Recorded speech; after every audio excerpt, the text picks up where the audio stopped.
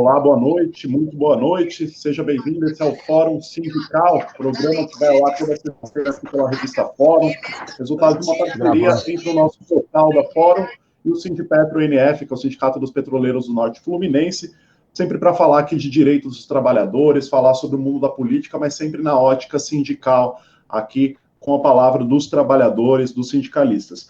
Hoje a gente vai falar um pouco sobre esse processo de negociação de acordo coletivo que os trabalhadores estão travando aí com a diretoria da Petrobras, né? Tem um monte de direitos que estão em jogo aí nesse acordo coletivo, para além dos direitos que estão em jogo, dos direitos trabalhistas. Os petroleiros, como sempre, têm se mobilizado contra esse processo de desmonte da empresa, de privatização, que já vem sendo encampado pelo governo de Jair Bolsonaro, que é representado nessa atual diretoria, né? E houve uma assembleia agora essa semana, na quarta-feira, em Macaé, no Rio de Janeiro, que reuniu quase 2.000 pessoas, foi considerada uma assembleia histórica, em que foram discutidos alguns rumos aí dessa negociação do acordo coletivo e os próximos passos. Isso ainda está sendo discutido entre a categoria, né? A gente hoje está aqui com o Tadeu Porto, diretor do Sindipetro, ele vai explicar para a gente um pouco como que está esse processo entre a categoria dos petroleiros.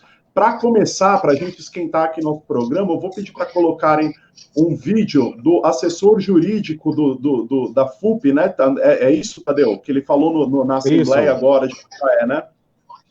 Professor então, Normando Rodrigues. Legal, Normando Rodrigues, isso tinha me fugido o nome. A gente vai colocar esse vídeo para pontuar primeiro aqui nossa conversa, porque ele toca num ponto muito interessante, né? Que agora tem todo esse discurso do Jair Bolsonaro com relação à Amazônia, né? Falando que não quer ajuda dos países do G7 porque eles seriam algo colonialista, né? Que eles estariam interferindo na soberania nacional. No entanto, a gente está falando de um presidente que dá continência para a bandeira norte-americana, né? E encampa esse processo aí de desmonte da Petrobras, que é permeado por esses interesses, sim, dos Estados Unidos. E aí, nesse sentido, o Normando, que é o assessor jurídico aí dos petroleiros, ele fala sobre esse nacionalismo de bravata. Essa fala dele foi nessa assembleia que eu citei agora, que aconteceu em Macaé, e reuniu quase 2.000 pessoas. Vamos assistir e depois a gente começa a nossa conversa aqui. Show! Mediação é continuidade da negociação coletiva com o ministro do TST no meio. Então a Petrobras está dizendo o seguinte: olha, eu negociando diretamente com os trabalhadores não está rendendo, não estou construindo a solução, e eu quero que o juiz venha arbitrar o comportamento, não arbitrar o conteúdo. O juiz não vai dizer o que deve ficar na negociação, mas quero negociar com o juiz entre as duas partes, para tentar conciliar, ter iniciativa, etc. e tal. Pode dar resultado, pode não dar resultado. Se não der resultado, o tribunal pode julgar como dissídio coletivo? Não. O tribunal só pode julgar e baixar uma sentença normativa em substituição ao acordo coletivo se os sindicatos concordarem com isso. E não é recomendável. Como é que tem sido as últimas mediações no Tribunal Superior do Trabalho? Hoje, inclusive, teve uma novidade na mediação que está ocorrendo lá sobre a data prévia. Mas 3 outras categorias, nesse momento, que estão tocando mediação, uma delas muito próximas a vocês. A BR Distribuidora, a Eletrobras e a ST, a Empresa Pública de Correios. Parêntese, é muito interessante a gente refletir sobre essa onda toda de privatização, que nos Estados Unidos tem uma cultura muito antiga de que correios são estratégicos e não se privatiza. A maior empresa pública, não é estatal não, com ação na bolsa, é pública, capital fechado, é do Estado, é da União dos Estados Unidos, é o US Mail. Mas a regra que vale para o capitalismo central não vale para o capitalismo periférico. Por isso é que nacionalismo lá é defender os interesses dos Estados Unidos e nacionalismo no Brasil também é defender os interesses dos Estados Unidos.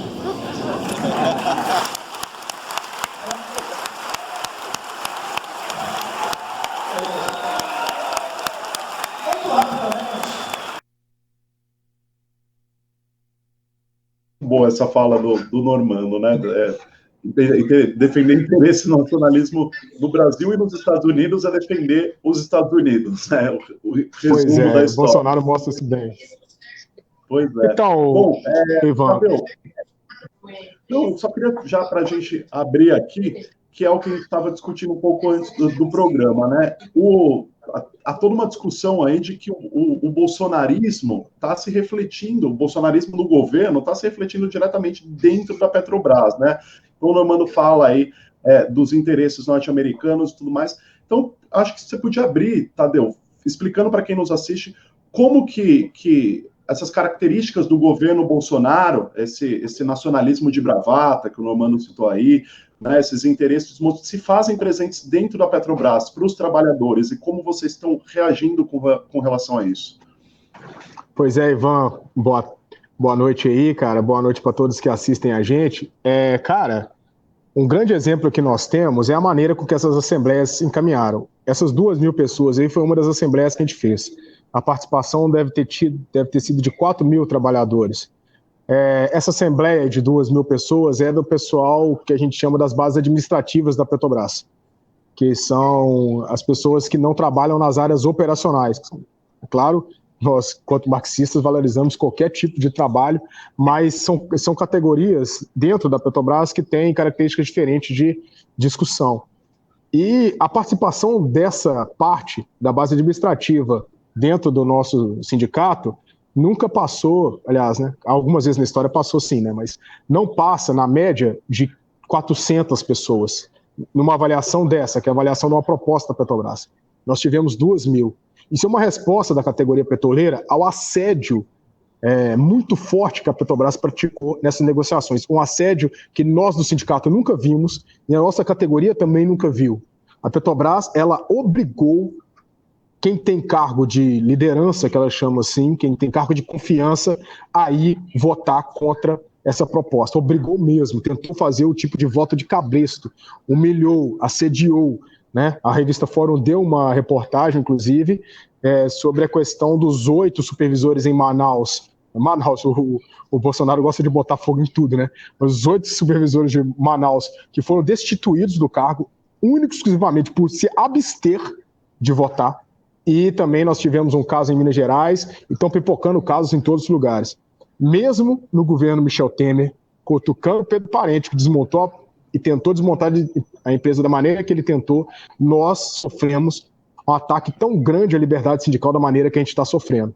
E a categoria sabe muito bem, para ter um acordo coletivo forte, tem que ter um sindicato forte, não existe milagre. Sindicato é uma abstração, a palavra que a gente inventou para a organização dos trabalhadores. Palavra bem bonita, diga-se de passagem. Mas são os trabalhadores organizados. Os trabalhadores escolhem uma instituição para se organizar e te representar. Quanto mais forte, melhor organização, melhor a resposta contra as ofensivas do patrão, que sempre está querendo maximizar o lucro dele, enquanto o nosso interesse é fazer com que nosso trabalho tenha qualidade e tenha uma boa remuneração. O bolsonarismo chegou na Petrobras forte. Esse é o recado que a Petrobras tem dado para a gente. Nós demos o recado que a gente deu. Para poder passar por cima da categoria petroleira, não vai poder ser só com bravata. Bravata a gente responde com luta e com resistência. Nós somos uma categoria muito bem organizada. Não por causa de milagre, mas porque nós, desde o tempo do novo sindicalismo, fomos uma das categorias protagonistas na construção, mesmo antes com o sindicalismo mais ligado ao Estado, né? Grande fruto da era Vargas, que a gente ainda bebe um pouco dele, um pouco não, muito dele. Mesmo assim, os petroleiros eram fortes e a gente mantém essa tradição até hoje. E a nossa resposta ao bolsonarismo vai ser essa. Vai ser os trabalhadores mobilizados, cientes da sua identidade. Quem manipula a riqueza no país é o trabalhador e a trabalhadora. Sabe? Gerente, deputado, senador, não põe mão na massa. Sem válvula lá no fundo do mar aberta para jorrar petróleo, não tem gasolina no carro, não tem milagre. O Brasil parou foi quando os trabalhadores, os caminhoneiros, com uma solidariedade nossa naquela greve dos caminhoneiros, entraram de greve. E nós estamos muito dispostos a dar esse recado para o bolsonarismo. Sim. Legal, Tadeu. E você citou esse assédio, né, que eles têm colocado, a diretoria tem colocado supervisores e coordenadores para comparecer às assembleias e intimidar os trabalhadores, mas pelo visto, né, até por dados que vocês divulgaram aí nas páginas do sindicato, foi um movimento aí que foi um tiro no pé, né, porque 69% dos trabalhadores rejeitaram a proposta da empresa na Assembleia, não foi isso? Na verdade, eu não tenho esses números de cor, mas na minha cabeça, pelo menos na nossa Assembleia, foi maior, principalmente se juntar com os outros números. Eu acho que o número que eu tenho de 69% é a aprovação que nós tivemos da greve, que foi uma das coisas que a Petrobras tentou rejeitar, que historicamente é sempre muito complicado a categoria aprovar uma greve quando ela não tem o sentimento que... Quando ela ainda tem o sentimento que pode negociar na boa-fé negocial. Nosso sindicato sempre respeitou muito as mesas de negociação, inclusive em períodos como Fernando Henrique, como Collor, como Sarney e do Pedro Parente. Então a gente sempre leva em consideração que tentamos negociar da maneira mais republicana possível, apesar de a gente acreditar, é claro, que cada vez mais o bolsonarismo aponta para uma saída de radicalização da classe trabalhadora. Não estamos conseguindo fugir desse tipo de pensamento, mas nós não esperávamos da gestão Petrobras abraçar o bolsonarismo tão fortemente, até mesmo porque quem tem abraçado o bolsonarismo são relações exteriores, que está matando o soft power do Brasil, com um ministro totalmente amador, o MEC, que está destruindo a educação do Brasil e sendo molhado, escorraçado, como os estudantes do Cefet. Aliás, eu sou cria do Cefet em Minas e fiquei muito orgulhoso do vídeo dos estudantes expulsando o interventor aqui no Cefet Rio, onde nós temos a nossa sede da Petrobras. A gente sabe de uma resposta mais dura que a gente tem que dar, mas a gente, né, procura fazer a discussão, mas mesmo assim a categoria aprovou o indicativo de greve do Sindipeto-NF e da Federação Única dos Petroleiros, que foi todo o Brasil, pelo menos a federação que eu faço parte.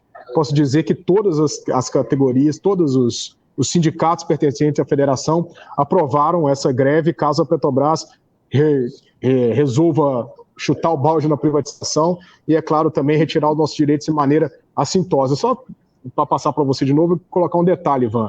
A Petrobras, nós sabemos muito bem, nós estamos nessa discussão, ela está com dinheiro de 2,5 bilhões de reais parado, aliás, reais, que na verdade é oriundo aí de 690 e poucos dólares, aquele acordo dos Estados Unidos. O dinheiro está parado e está desvalorizando porque o dólar está disparando.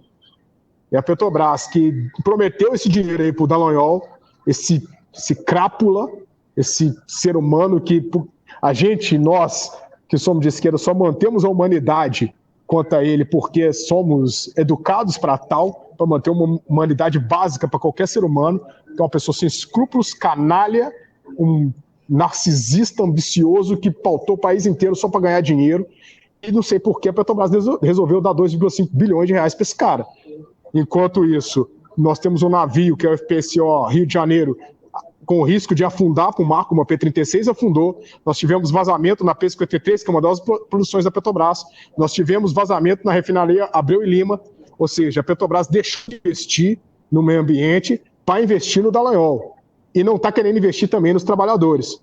Então, quando ela vem com um assédio tão assintoso, sabe, numa conjuntura que ela sequer tem moral, abraçando o bolsonarismo desse jeito como está abraçando, para poder humilhar os trabalhadores, o tiro acabou saindo pela culata, porque não tinha a menor condição de fazer isso.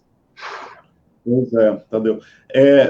Você citou aí o caso do Dallagnol, né? Eu não sei se você já chegou a ver, saiu uma entrevista que ele deu hoje para a BBC, né? Para a BBC Brasil aqui. Acabou de sair, saiu agora à tarde.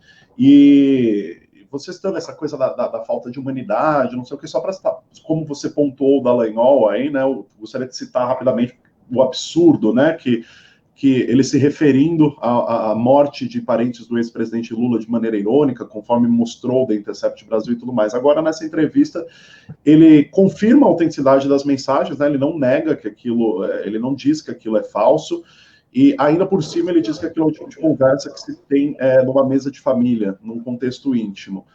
Eu não sei que tipo de conversa o Dallagnol está falando, né? Porque pelo menos na mesa da minha família a gente não zomba de morte, né, Tadeu? E essa é a pessoa que na mesa da minha família sair no tapa. Pois é, e essa é a pessoa que receberia esses valores milionários aí da Petrobras. É lamentável. Mas, enfim, Tadeu, como está toda essa mobilização aí, foi uma assembleia histórica, como você colocou, quase 2.000 pessoas, né? E você falou que isso foi motivado aí contra esse assédio que está acontecendo por parte da direção, né, essa tentativa de intimidação. Mas agora, para além disso, quais são os direitos que estão em jogo aí nessa negociação de acordo coletivo? O que você conseguiria pontuar, assim, de forma resumida? Olha, Ivan, além da não recomposição inflacionária, que honestamente, desde 2015, quando a gente criou a Pauta pelo Brasil, não é o debate prioritário dos petroleiros. O debate prioritário nosso é manter as nossas cláusulas sociais, porque quando a P36 afunda, por exemplo, o movimento sindical petroleiro aprende, olha, o sindicalismo tem que entrar muito forte na pauta de que a gente chama de SMS, saúde, meio ambiente e segurança. Com isso, nós construímos um capítulo inteiro no nosso acordo coletivo com diversas salvaguardas para a saúde dos nossos trabalhadores e trabalhadoras. Esse capítulo, por exemplo, a Petrobras tentou retirar na primeira proposta, ela já está na terceira contra-proposta dela, esse capítulo já voltou. Entretanto, tem um capítulo, por exemplo, que diz respeito aos terceirizados, que a empresa ainda não votou com ele. E nós sabemos e nós colocamos no nosso acordo coletivo, nos tempos que a gente negociava de uma maneira mais republicana e com o governo que liga de verdade para os trabalhadores, foi quando nós construímos esse acordo coletivo que consideramos um dos melhores do país, modéstia à parte. A Petrobras, a gente coloca os terceirizados e terceirizadas, pessoal do setor privado, justamente porque sabe que é a linha mais frágil da classe trabalhadora brasileira, é onde tem mais acidentes, onde tem mais arroxo salarial. Então, por exemplo, nós temos a cláusula no nosso acordo coletivo que a Petrobras, no contrato, na licitação, ela é obrigada a fazer a empresa que está contratando ter um que a gente chama de fundo garantidor, deixar um dinheiro separado para caso de calote, ela ainda tenha a capacidade de pagar os encargos trabalhistas, caso tenha algum problema, alguma falência, alguma coisa assim. Tirando isso, tem diversos outros direitos dos petroleiros históricos. Tem um que é muito interessante, que é a questão da hora extra. Nós, do movimento sindical, a gente não quer que o trabalhador faça hora extra. A gente sempre deixa isso claro. Posso falar aqui em nome, inclusive, da federação e do Sindipeto NF, porque é um discurso que nós sindicalistas temos muito facilmente. Porque a gente sabe, onde tem riqueza para ser manipulada, a gente quer que seja dividido para a maioria das pessoas. Se tem gente fazendo hora extra, era melhor que tivesse outra pessoa com carteira assinada fazendo esse trabalho e a pessoa que está na hora extra descansando, não arriscando sua saúde em áreas operacionais perigosas e cuidando da família. É isso que a gente pensa. E para isso, uma das ferramentas que foi criada é fazer a hora extra ser muito cara. A hora extra, por exemplo, dos petroleiros são 100%. 100%, como eles tentaram, como a reforma trabalhista do Bolsonaro tentou matar no domingo, o nosso qualquer hora extra que a gente fizer é 100%. O que acontece é que a empresa quer baixar isso justamente para demitir gente, que ela vem fazendo desde 2016, desde 2014, inclusive, enxugar o quadro da empresa e, com isso, fazer que as pessoas que estão hoje na empresa, como eu, como meus companheiros e minhas companheiras que são petroleiros e petroleiras, trabalhem mais ainda. Trabalhem mais de 12 horas, trabalhem 16 horas e pagando hora extra com justificativa. Olha, eu estou te pagando, por isso que você tem que trabalhar mais. Então, essa é uma outra perda que nós temos. Nós temos perda no nosso 13º, nós temos perda nos capítulos que dizem respeito à discussão de tabela, como é que eu vou falar? Tentar fazer de uma maneira mais simples, mas a jornada de trabalho, sabe, a tabela de turno, como que são os turnos dentro da empresa, nós temos perdas nesse acordo também, e principalmente, né, Ivan, nós sabemos que a empresa quer limpar a área, quer diminuir direitos para privatizar, porque a Total, a Chevron, não vai querer comprar a Petrobras, comprar as refinarias com as pessoas dentro das maneiras que elas já se manifestaram, né? Comprar a porteira fechada com o trabalhador tendo direitos conquistados como a gente conquistou. Né? A gente fez um acordo coletivo muito forte, inclusive, que é o mais importante para a questão de SMS, de saúde, meio ambiente e segurança. Nós sabemos, por exemplo, que o governo não tem comprometimento nenhum com o meio ambiente. Está ficando cada vez mais claro. E, por causa disso, não estranha que ele tente fazer ataques a acordos coletivos fortes como é o da gente. A gente sabe que a Petrobras, se tiver um acidente, por exemplo, o desastre pode ser muito grande, como foi o vazamento na Baía de Guanabara, como foi o próprio afundamento da P36. Uhum. Tadeu, você estava falando dessa retirada de direitos, né, com relação à hora extra, 13º, isso vai bem de encontro à tese que a gente estava falando aqui no começo do programa, que é o bolsonarismo direto presente na Petrobras, né? Isso representa aquele slogan dele, né, que o trabalhador vai ter que escolher entre mais direitos ou emprego, né? Se ele quer direitos Exatamente. ou quer emprego. É basicamente isso, né? Ele vai enxuga a empresa, né, e coloca mais horas para os trabalhadores que ali estão, como você falou, e aí o trabalhador teria que ficar trabalhando 12 horas, né? Enfim, e quais são as perspectivas para essa possível greve, Tadeu? Essa greve ela vai ser deliberada caso de fato não haja um acordo aí factível para as duas partes? Como que está essa discussão? É como eu falei no início, né, Ivan? A gente sempre negocia. A Petrobras chamou uma mediação no TST. A primeira reunião para o TST entender o que está acontecendo, não é para aceitar a mediação em si.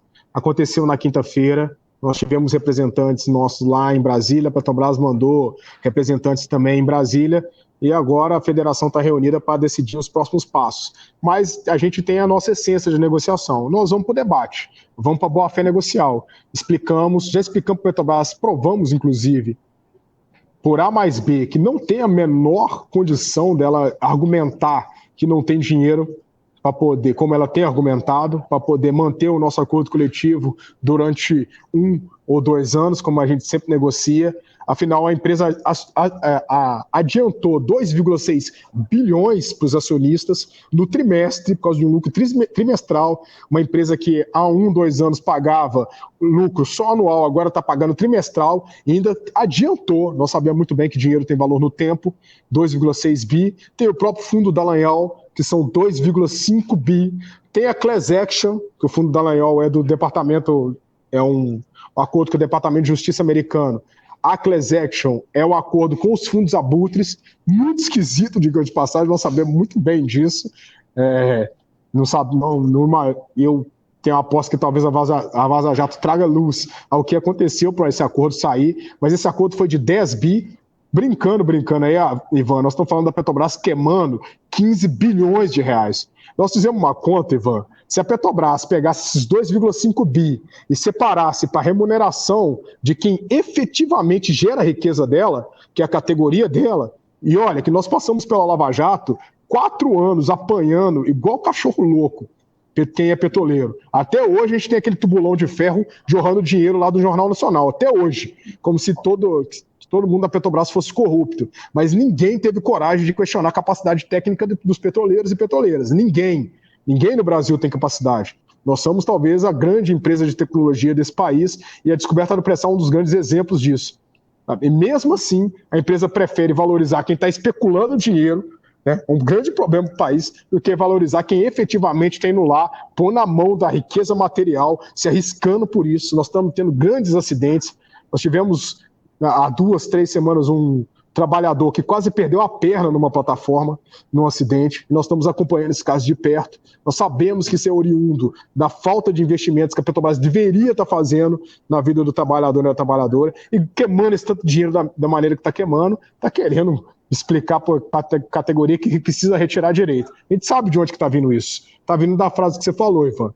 Bolsonaro muito provavelmente está com o telefone lá, da mesma maneira que ele colocou o amigo dele na assessoria da Petrobras, mesmo depois que a conformidade da empresa negou, da mesma maneira que ele mandou Castelo Branco diminuir o preço do diesel, da mesma maneira que ele está falando, quem manda aqui sou eu, quem é presidente sou eu. Ele deve estar com o telefone agora falando, essa galera vai ter que perder direitos e ponto final. O negócio é que ele talvez não saiba que nós somos uma categoria muito bem organizada e ele vai precisar de muito mais do que isso para poder passar em cima da gente. Pois é, entendeu? E assim, as pessoas têm que entender também que essa retirada de direitos é dentro da Petrobras, mas também com efeitos para fora, né? Essa semana a gente teve a notícia aí de que o presidente Bolsonaro acabou com o subsídio ao gás de cozinha, né? Isso é verdade. E é uma questão que, por exemplo, nós petroleiros e petroleiras temos nos debruçado no assunto, sabe, com o INEP, INEEP, Instituto Nacional de Estudos Estratégicos de Petróleo, Biocombustível e Gás, José Eduardo Dutra. A gente fala isso para a galera ir lá pesquisar e dar uma olhada, que os materiais estão muito legais, sabe, que é um instituto que nós criamos justamente para ser tipo uma think tank, de esquerda, para a gente fazer o debate. A gente estava vendo que, para falar de óleo e gás, o discurso estava sendo muito de direita, pouco nacionalista, pouco nacional desenvolvimentista, e criamos. E nós temos números que comprovam o que a gente tem falado, que a Petrobras ela pode sim, de alguma maneira, ter uma política de preços que não prejudique a empresa, como prejudicou nas eras de 2012 até 2014, 2011 a 2014.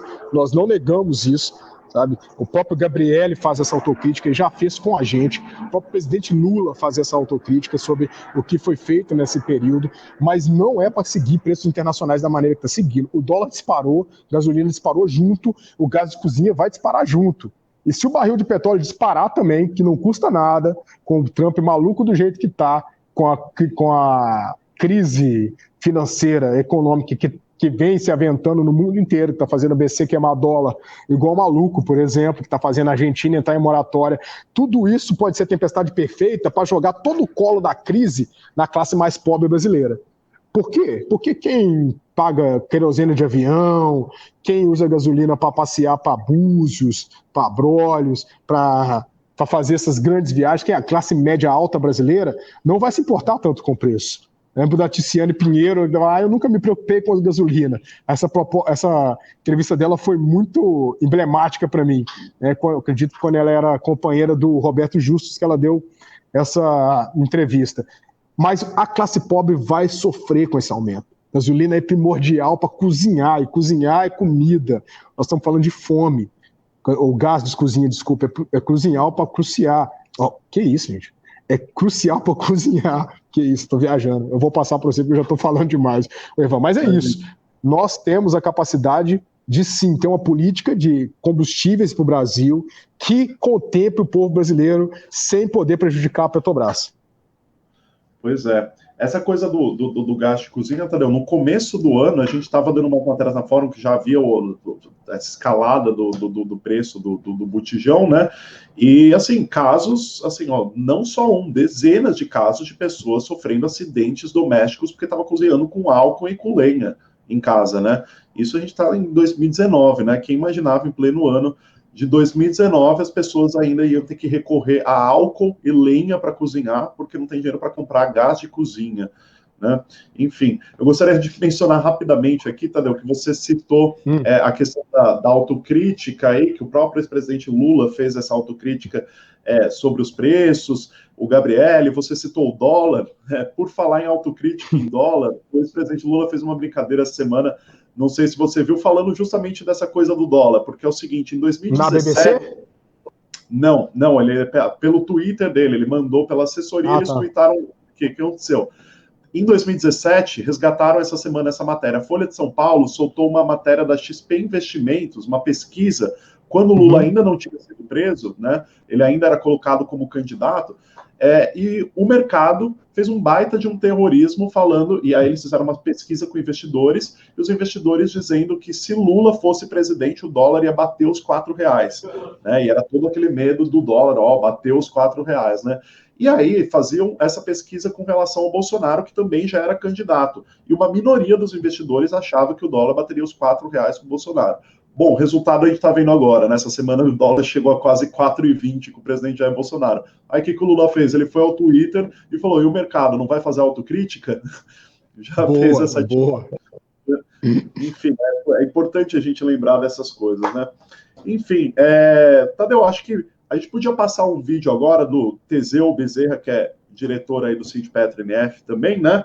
Que ele fez uma fala muito contundente aí nessa Assembleia de Macaé, falando sobre todos esses interesses que estão em jogo aí entre a categoria. Vamos assistir o vídeo, aí a gente comenta para finalizar?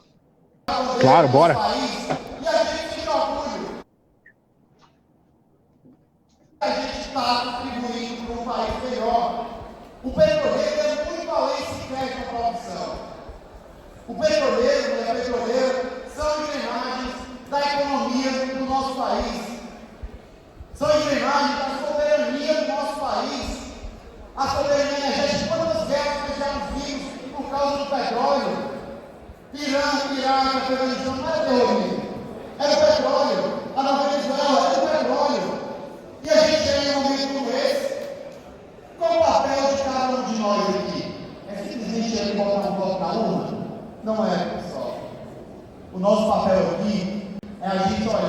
para o companheiro do lado, para a companheira do lado e falar: nós estamos juntos. É pegar na mão do companheiro e falar: se mexer com você, está mexendo comigo. É por isso que o nome é acordo coletivo de trabalho, porque foi uma luta coletiva. E esse sentimento de coletividade, ele tem que imperar nesse momento. Porque às vezes a gente é pressionado, a gente é assediado, a gente é acuado. E aí os próprios gestores da empresa, quando são incendiados, correm para o sindicato, correm para o coletivo. Então, nesse momento, pessoal, vamos ter tranquilidade, porque os petroleiros e as petroleiras sempre foram os maiores defensores dessa empresa. Sempre foram as pessoas que mais defenderam no Petrobras para o país, no Petrobras que constrói plataforma, que constrói navio, que descobre o pré-sal, graças à nossa competência técnica. E é esse sentimento de orgulho que tem que fazer a gente mostrar para esse gestor que tem que pegar a Petrobras que nós estamos juntos e não vamos deixar de privatizar nossa empresa. Esse não é muito além do acordo coletivo. É um não da soberania, da defesa da Petrobras e da defesa do Brasil, porque defender a Petrobras é defender o Brasil. Nós não estamos sozinhos, pessoal. Nós estamos juntos, porque juntos nós somos muito mais fortes. Um abraço, vamos para a nossa votação. É o não que a Petrobras precisa ficar. Um abraço, estamos aqui, juntos nessa luta. Vou explicar agora.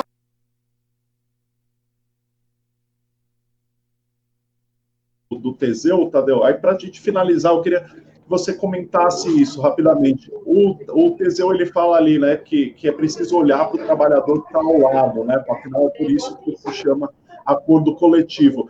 E falando em olhar para o trabalhador que está do lado, os trabalhadores da Petrobras têm muita preocupação de olhar para a população brasileira como um todo, né, não só para o seu companheiro que trabalha ali contigo, né.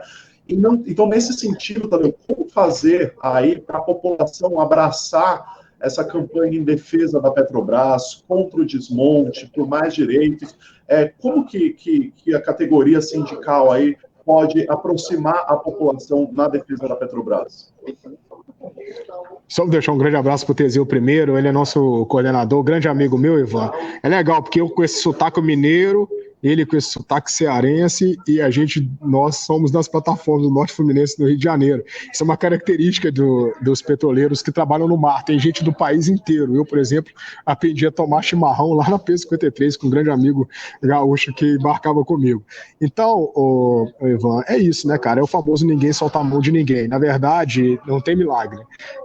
Inclusive, deixando também uma homenagem ao primeiro vídeo que eu ocupei no Normando. O Normando é um dos grandes marxistas que eu já conheci, além de ser advogado.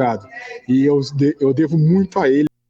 O trabalhador e a trabalhadora são peças de um jogo dialético que é a luta de classes. E a gente sabe que a gente não está sozinho. A gente sabe que para ter produção de petróleo, eu e o Teseu, por exemplo, somos operador de produção, aquela pessoa que fica lá na válvula, abrindo e fechando para o petróleo vir, mas se não tiver o camarote limpo, se a gente não tiver uma comida bem feita, porque que a gente chama de DTA, uma intoxicação alimentar, né, pode tirar todo mundo da plataforma e também não tem gasolina, se não tiver um andame bem montado, se não tiver uma solda bem feita, se não tiver uma tubulação bem feita, não adianta, não tem petróleo. E depois isso é do nosso ambiente offshore. Ainda tem que refinar o petróleo, ainda tem que distribuir o petróleo e fazer ele chegar em todos os lugares no Brasil. É uma cadeia produtiva que movimenta o país inteiro.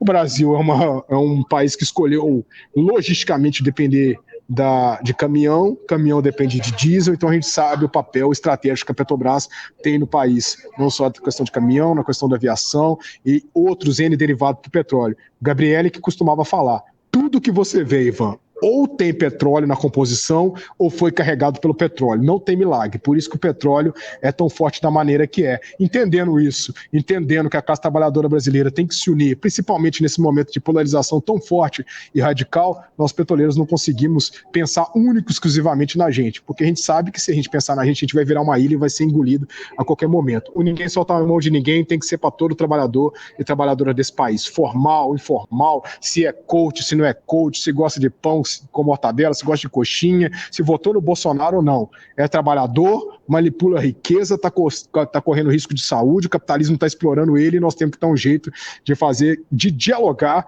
e mostrar que o lado é trabalhadores e trabalhadoras no poder para poder fazer com que as riquezas que eles manipulam fiquem justamente na mão deles, bem dividida, e que todos consigam ter uma vida de qualidade. Com certeza, Tadeu. Bom, espero que iniciativas como essa nossa, programas como esse, Fórum Sindical, estimule ainda mais, aproxime cada vez mais as pessoas para esse debate em defesa dos direitos dos trabalhadores e da soberania. Aí você falou uma coisa interessante, Ivan. Eu vou te interromper e agradecer, cara. Agradecer a revista Fórum, agradecer o Cafezinho, que é onde eu escrevo artigos, agradecer os blogs sujos que a gente conhece muito bem. Desde 2010, Ivan. Desde 2010, nós petroleiros acompanhamos muito bem os blogs sujos. Nós sabemos que se não tivesse a resistência da chamada blogosfera progressista, Rovai, o Miguel do Rosário, o Fernando Brito, o Leonardo Atucci, do 247, o próprio Fernando Nogueira, o Fernando Moraes, do Nocaute, diversos outros nomes, se não tivesse essa resistência, a gente não chegaria onde está agora, com uma resistência possível ao Bolsonaro. Anos e anos, Ivan, nós estamos falando que a Lava Jato não prestava, que o mensalão era uma guinada do Estado policial, nós avisamos isso, nós estamos avisando que isso ia acontecer há muito tempo. E aí, essa iniciativa nossa de juntar a comunicação dos blogs com você, um grande abraço para o Rovai também, desejar melhoras aí para o Luca, de coração, os petroleiros estão fechados aí com ele, um grande abraço também para todos os outros blogs. A gente espera que a gente consiga fazer o nosso conteúdo da classe trabalhadora, através da capilaridade do grande trabalho de vocês, chegue para todos e todas, e é realmente uma grande saída para a gente. Com certeza. É muito estimulante toda essa cooperação que há entre esses veículos de mídia independente, de mídia progressista. É através desse trabalho coletivo que a gente consegue, com um pouco que a gente tem, fazer muito, né? Bom, a gente vai seguir acompanhando aí, como sempre, aqui na Fórum, esse processo de negociação do acordo coletivo aí dos petroleiros. Vamos estar sempre alerta aí para qualquer notícia que vier da categoria, e a gente volta na semana que vem, na próxima sexta-feira, com mais um Fórum Sindical. Obrigado, Tadeu. Até semana que vem. Tchau, tchau. Show de bola, Ivan. Lula livre, hein? Até mais. Lula livre. Tchau, tchau. Tchau.